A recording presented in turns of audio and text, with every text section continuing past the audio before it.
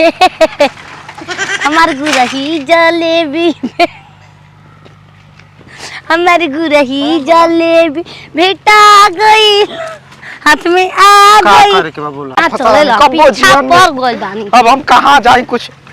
अरे हमार गुरही जलेबी हमारी गुरही जलेबी भेटा गई हाथ में आ गई। करे के बोला अब हम कहीं भागब ना। गच्चर गच्चर कुलब करब। चला कहाँ चले के बा मरई में। चला चला हम कुटिया चला, को ए बाबा चला। ये का हैं सार तू पियले रहला ढहर रहला अखन ठीक हो गेला। आय बाबा हो के तू ना कहे के ना कहे के बाकी मुंह खोल गेला इतना परसा हो। ए मन तो जो तब खा गई ठीक ना पतो है बाबा क्षमा कर। बड़ा सही समय पर दर्शन देला। कोई दिक्कत परेशानी बाबा? दिक्कते में परेशानी बानी हम। इतना परेशान जीवन में ना भइरानी तू जो आज परेशान। बाबा काहे मारतल हो? अरे बे ना चाची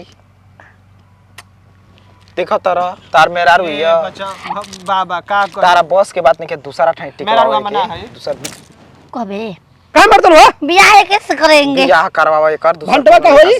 कौन भंटा? वे भंटवा चोखा बना खाए के बाद कहो बचवा तू हारू मेहरा रुइया भंटो एगो कदर देवरो के दुगो पर ले पतो ही है वाह पतो ही है बाबा।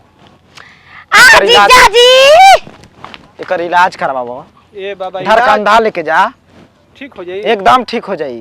कब ने देखी कहां नहीं धर कंधा लेके जा ओ जी दयालु साहब के कुटिया पूछबा केहू बता देई अबे ने हम जइबे ना हमारा घर है। अरे अब घरे जाके का सोचता पाइट खराब करवा।